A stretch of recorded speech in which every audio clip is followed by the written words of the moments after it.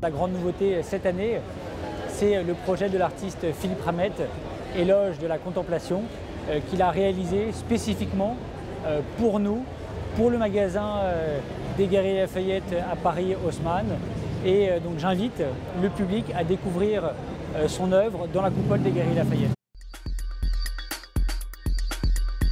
Donc on est devant la vitrine que les Quai Branly a eu la chance de pouvoir mettre en place au sein des Galeries Lafayette. On a choisi Tiki Pop, qui est l'exposition actuellement qui se passe au Quai Branly, qui présente en fait un moment de la vie des États-Unis, en gros des années 50 aux années 70, où l'Amérique s'est massivement convertie à la culture tiki, c'est-à-dire à la culture hawaïenne, en construisant des bars, des motels, enfin tout un univers autour d'une culture polynésienne qu'ils avaient recréée.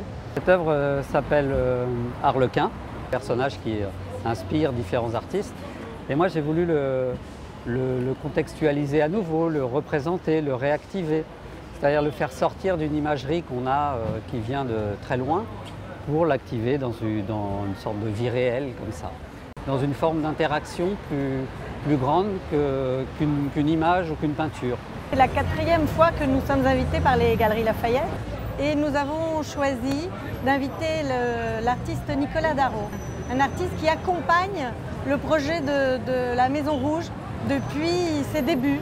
Et pour notre 10e anniversaire, il nous a proposé une œuvre spécifique, cette pièce en acier argenté, un glacier avec une petite maison rouge qui clignote et un brouillard qui descend dans la vallée.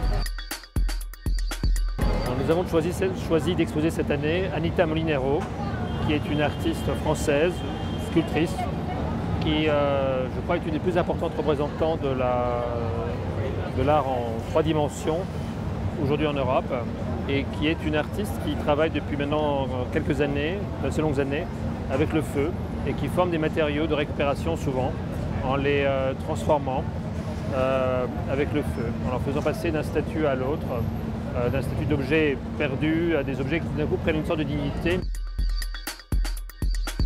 On a découvert parmi d'autres artistes Zhao Yao, un artiste de Pékin qui travaille sur la distance entre l'énergie procurée par le travail dans l'atelier et l'énergie créée par la volonté de répondre à la situation du monde. Donc 2 sculptures, une qui reprend les images de son ordinateur, de son atelier, et une autre qui semble être livrée à un rituel particulier, inspiré du Tibet où il vit très souvent, et qui est une sorte de peau de bête sur lesquelles les grands désastres de l'actualité se révèlent. Pour la Gaîté Lyrique, on a choisi de proposer à Kyle Bean, qui est un artiste, illustrateur, directeur artistique britannique, d'intervenir dans la vitrine.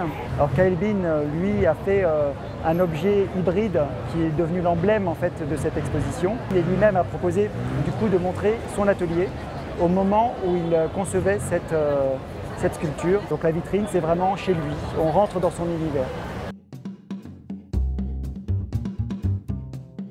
Le FRAC Île-de-France a invité Julien Carin, donc, qui est un artiste qui pratique le dessin, la photographie, l'auto-édition, des images en fait sur différents supports. Et l'idée, ça a été pour cette vitrine donc de déployer tout cet univers visuel. L'artiste invité par le 104 pour les vitrines sur l'art s'appelle Jules de Desgranel, alias l'Atlas. Il a commencé à travailler sur les murs en tant que street artiste, et puis c'est devenu un artiste de studio de ce mouvement du graffiti qu'on a vu ensuite rentrer dans les galeries.